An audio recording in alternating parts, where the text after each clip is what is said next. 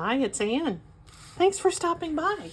Well, it's time for the letter of the week. This is our little weekly series that we're using letters of the alphabet for little creative prompts for our junk journals. We're not taking the alphabet in order. We're drawing a different letter randomly each week. And we have 9 weeks left. You can jump in. You can join us if you want to. You can jump out. You can just sit back and have fun. But they're all meant to sort of inspire the things that you might not think about using in your junk journal projects. The letter J is not going to pertain to junk mail today because that's a bit on the nose. We're going to be talking about jars, the images of a canning jar, a mason jar, a peanut butter jar.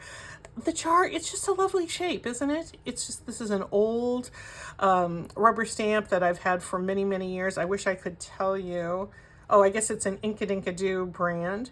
I'm sure I got it at Joann Fabrics or some such place, R.I.P. Joann's, many years ago. And I've used it a lot. I love using it for making little journal cards because sometimes we need those little cards, don't we, to go into our pockets.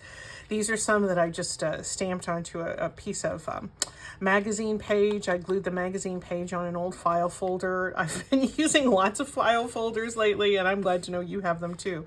This is out of a gardening catalog, another magazine page. Here's one that didn't work out so well, and I'll show you why. It was from a magazine page that I thought was going to be fantastic because it was this winter scene. But look, there were already, this is off of the same page, there were already so many little black lines in the photograph that it kind of fights with the stamped image. So this is one that not so successful. I'll probably be able to use it for some such, but if you're looking to just stamp your jar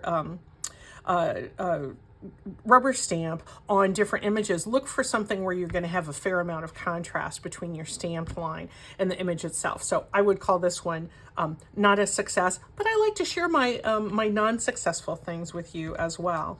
These I think I liked the best. This is from a book page that I had brayered a bunch of paint onto in various layers when I was doing some gel printing. And I just took a little bit of a fruit image from one of the flyers that comes in the mail with the fresh produce on it.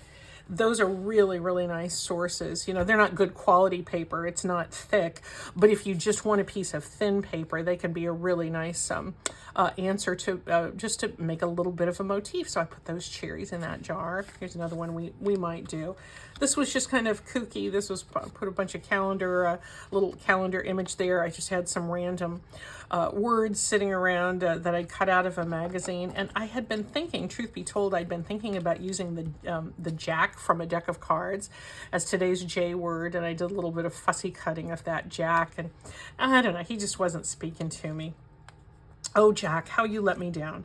But anyway, I guess I let him down too because I didn't let him really star in the show. So I put the jack in a jar, and that'll be just something kind of cute that I can pop into a journal pocket just to write a little random thought or two down. This is such a simple project. But don't worry if you do not have one of these rubber stamps. Please don't go out and get one because we're going to be looking at a way that you can do something, this exact same thing, making your own shape. So we're going to talk about that in a minute. Let me just share with you a couple of things that I've learned. I think that here's another book page that has a bunch of rolled off paint on it. And I think that the best ink to use on a project like this, if you're working on a painted surface, is to use StazOn. I also wanted to show you, here's another bit of image stamping that I did that didn't work out so good. And I'll use this, but I did some stamping on some vellum because I thought it might be fun to see what I could use the vellum for, maybe to attach this to something else and make it look like something was in the jar that you could see through the vellum. But can you see how those edges are really fuzzy? I used the VersaFine ink for this because it's a pigment ink. And I thought that might be the best. Generally, VersaFine is, I'll grab one. Here it is. Generally, VersaFine is really, really good for stamping sentiments because it's so nice and sharp. Not so on vellum and not so on some of the other surfaces that I use. I did with this stamping that I did on the magazine pages. I let it dry overnight and it was still just a little bit tacky on that glossy surface of the magazine. So I think next time I do lots of rubber stamping on magazine images, especially something that I'm going to cut out and use as a journaling card, I think I'm going to go with the StazOn. It's just a little bit more of a it's adaptable to lots of different surfaces. I'll be able to use this, but I didn't really want to use it for this project. So again, this is a live and learn moment. StazOn. It's called a solvent ink. Okay, not familiar with the chemistry, but we're just going to ink up this pad, and then I'll get into the DIY part because that is something that gives you a lot more versatility. There is no magic to this at all, but I am going to pop this down here. Try to put a little pressure, especially in those lines there.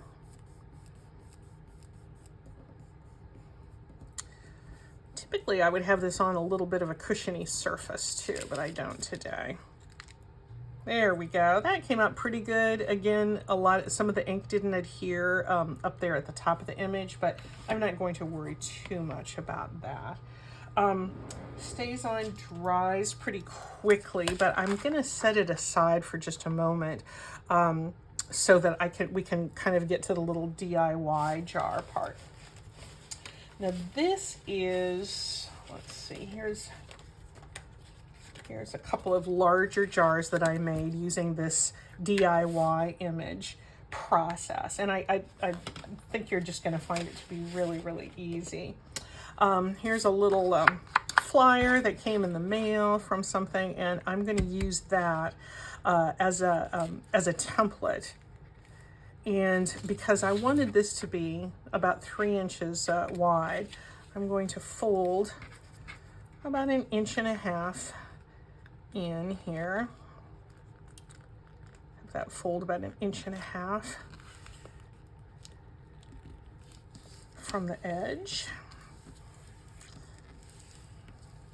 It's kind of tattered here, and that amount is not going to matter at all because what we're going to be making is a template. Off here. I could have just cut a 3-inch strip, but I want to make this easy. There we go. Now, we do want this to, we're going to be cutting the folded strip of this, you could use any kind of a cardstock or something. I just wanted something heavier than a normal sheet of copy paper. But we do want it to be symmetrical, so that's why we're going to be cutting it on the fold, so both sides are the same. We're going to cut the bottom edge. Here, let me bring this back in so we can kind of use this artist's rendition as our guide. I'm going to just make a little curve on this bottom edge here, and the exact angle isn't going to matter. There we go. I'm going to come up about here, and I'm going to do the curve at the top. But this is much more of sort of, if we think of these as the shoulders, these are sort of sloped shoulders. So the curve is not going to be quite as sharp as it is on the bottom edge. I'm going to come up about here.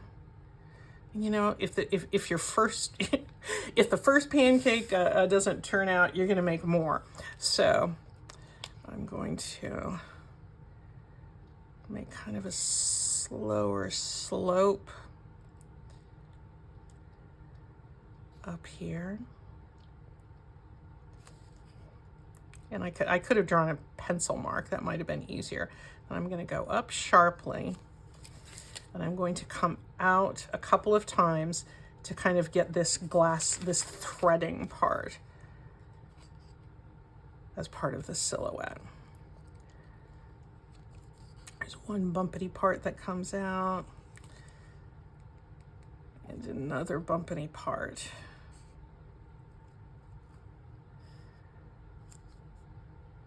and then just across the top. And you know, it might be easier the first time to do it if you do kind of sketch it out. But again, don't worry about it looking realistic, because you're going to be drawing a few lines in there that are going to give you the essence of that jar. Are they going to be perfect? They are not. That's not going to bother us, is it? Look, there's your shape. There you go. Do we have enough room to make this one? I think we do. Yeah. Let's see if this is dried. Maybe I'll put a little piece of tissue paper. This is how I like to check for, see if the ink is dried. Put a little piece of tissue paper on the top and check it. There are some some ink spots there, but that was from me doing it earlier. I wasn't using a brand spanking new piece of tissue paper there. And now I can see that I'm just going to come along here, along this edge. This is just straight old fussy cutting. I'd love to be able to teach you new things in these videos, but there's not a whole lot to learn here. This is just fussy cutting. Maybe you're new to junk journaling. If you are, this is fussy cutting. It means we have some sort of an image and we're cutting close around the edge. It doesn't mean we're being fussy about it. I first heard the term fussy cutting when I was a quilter, and it just it made sense. You know, there were some little patchwork motifs that, you know, maybe you had a print, you know, with a flower or an animal or something that you really wanted to feature in a quilt square, and you would fussy cut around that. And I always thought it was a good term. I backed this with just part of a file folder, which I'm gonna try to tear off because I want to use the lower half of this. I wasn't planning ahead very well for using my other piece here. All right, there's that. And we can put something really cute in the bottom of that jar. But let's use our bigger one first. Let me grab some backing.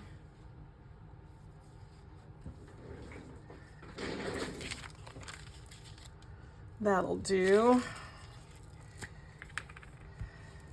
Again, another piece of file folder. You know, when my friend Kathy digitized all of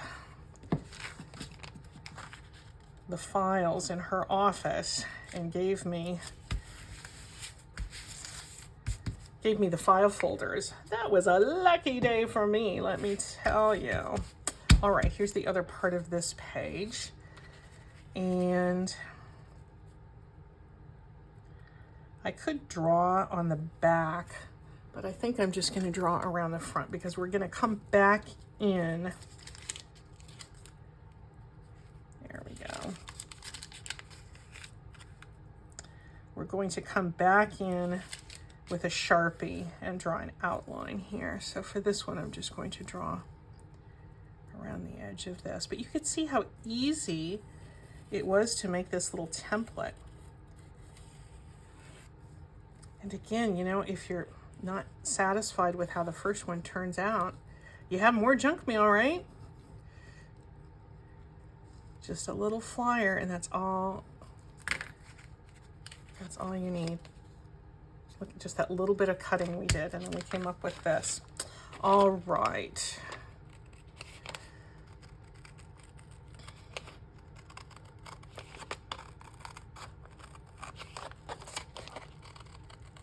Cutting through both layers, and then this is going to be a finished tag when it's done. You can make these any size you like. I just think this 3-inch wide size is kind of proportionate. How tall is it stem to stern? Let me measure it for you in case that's top to bottom, it's about 5 1/4. It doesn't have to be that size. Jars come in all kinds of different sizes.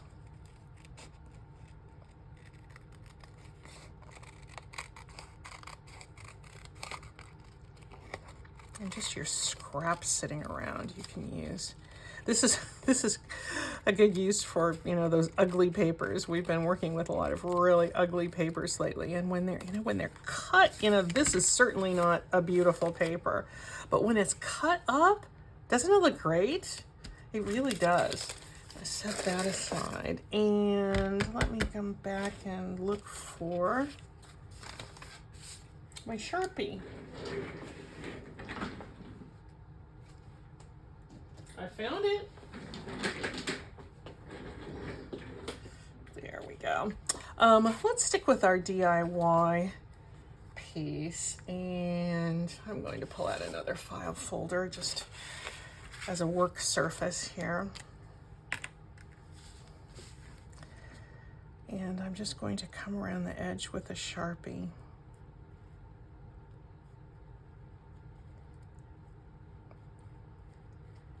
And you can go around and clean this up. It's not going to be totally even. But again, it need not be. I'm really excited to know if you think you'll try some little shapes like this. And you know, this, as far as, you know, cutting out the, you know, this rubber stamp, look at your other rubber stamps. You might have, you know, some other larger images that you can stamp and then just fussy cut around. Use what you have.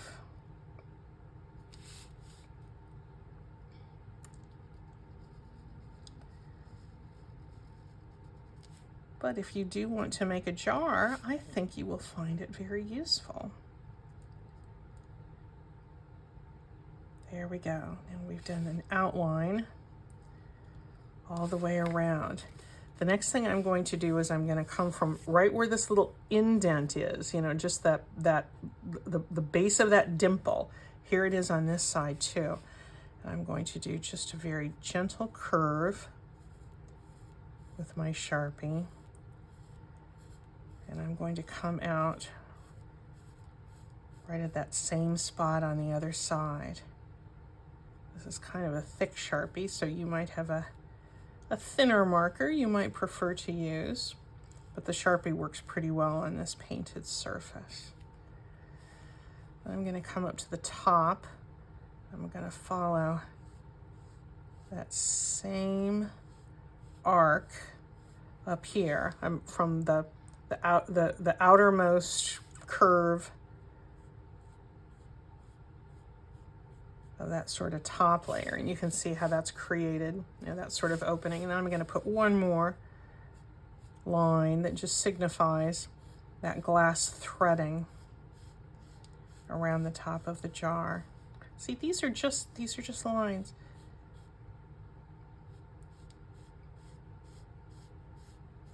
There is no artistry there. There's our jar.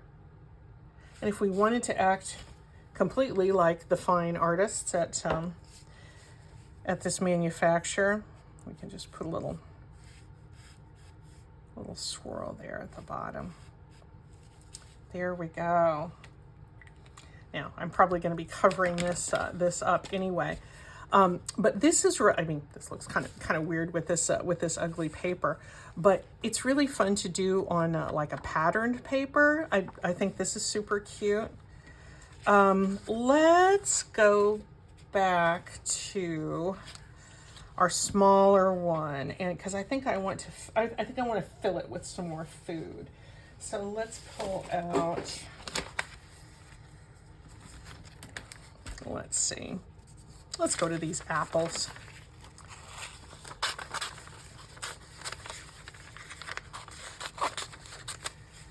And yeah, there's going to be some sort of price tags and such that are going to be part of that image, but we can be okay with that because we can be tilting our image in some way, or we can put a little patch over it or something like that.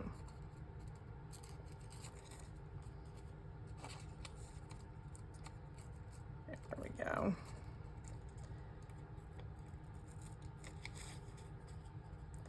Do you do any home canning yourself? I'm just doing a little cutting off screen here, so don't think you're missing much. Just need to hold it in an angle that works a little bit better for me over this way.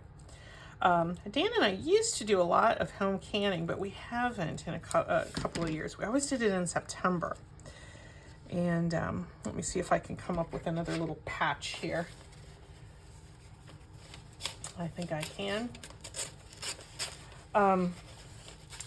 We seemed to always do it in September because that is when the tomatoes, at least here in the Pacific Northwest, the tomatoes would come ripe, and we would can, 60, 70 jars, pint jars and quart jars, more quart jars, the larger variety. We haven't done it in a few years, though I think we maybe, yeah, see, I can just put a little patch over there. There we go. I don't know if we're going to do it. Maybe we're kind of getting tired of it. I hate to say that because it's not like it's that much work. I mean, you kind of, it's not effortless, there's lots of steps involved, and there's lots of standing in the kitchen. And our fresh canned tomatoes that we would get at one of the local tomato farms, I would, they were delicious. I mean, it was great to be, making a soup in December or January and open up a can of a jar. Why do we call it canning when we're actually putting it in jars? I don't know. But to open up a jar of tomatoes that we put up in August or September. I mean, that was a wonderful thing. But I don't know. I think maybe we just got a little tired of it. I don't know. But many years we did our own home canning. Maybe we're thinking, oh, been there, done that. I don't know. We probably won't this year, to be honest. All right, here's another little patch.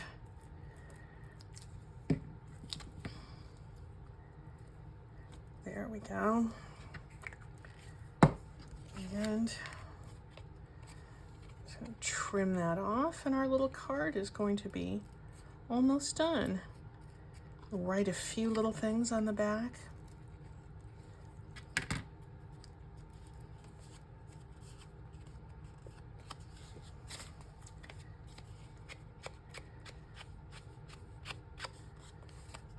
Go. Now, these little cards, I think that they tend to do really well with some kind of a word on them. And I have a little bin, every once in a while I'll see, something, particularly if it's in a magazine or a kid's book that has like slightly larger wording in it. I tend to put those out. And I think Remember This Summer, I think that might be a nice little saying to put on our little jar. And I could do something very, very similar in the larger one too. It needs some kind of image there.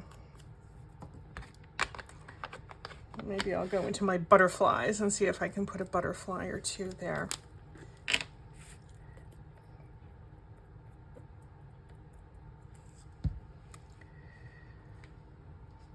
Tilt this a little bit. Oh, that looks cute. That looks super cute. All right, let's go back to our little one out of our ugly paper. And what about if I were to find a butterfly to go in there. What if I were to, ooh, that's actually pretty. I think I might like that just like it is. I don't mean to sound surprised, you know, that's actually pretty. That's, again, let's see, is this, I think this might even be a sticker, but I think it's one of those stickers that it's really hard to get the backing off of, so. There we go. Boy, I wasn't expecting that to have such a nice color coordination there. I think that looks really nice, just like it is. And I'm not gonna feel bad with a butterfly like it's in the jar, because it's not, you know, the jar is open, so that butterfly is going to be just fine. There we go. And I'm not going to repeat my outline there. I'm just going to,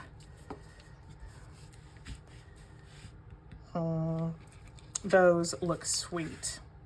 Those would be nice. They could go, they could actually go into the same journal. Now that I'm looking at this, I do think after all that I want to repeat that line there. It's looking a little peculiar. There we go. There we go. So there's our letter J. And I'm really having fun using using these jars. They're just, you know, they're just a nice size to put, you know, like maybe in a small journal pocket. I just had this page sitting around. That would be kind of cute. I think that would fit there. Could put this little one here, and yeah, I'll pull this one out too. A little more fruit. There we go. There's the letter J. Let's see what we're gonna do next week. Oh wait, I forgot to tell you something. Your little template, once you're done using it, if you think you're not gonna be using it again for a while, you know what you can do is you can collage on top of it. That's what I did here. And I could use this for a pocket, I could use it for a journal card, but you can see it's got that fold. And I was using that earlier, and I just kind of did a little mini collage on top of it and trimmed off the edge, and then did that outlining with the Sharpie. So this is a nice way to use that. Okay, there's our letter J. What's it going to be next week? This is getting exciting. Let's go ahead and record this week's excitement. This is airing what, on August 17th, which I see by my calendar is also Nonprofit Day. Well, that's nice. I like nonprofits. J, 817, jars. There we go. Okay, what do we have left? Those are, oh, we're gonna figure out our next one right here. Just a few left. Okay, I've only got one here, and next week's letter of the week is H. Hey, hey, hello. It could be all kinds of things. We'll figure it out. Thanks so much, guys. We'll see you soon.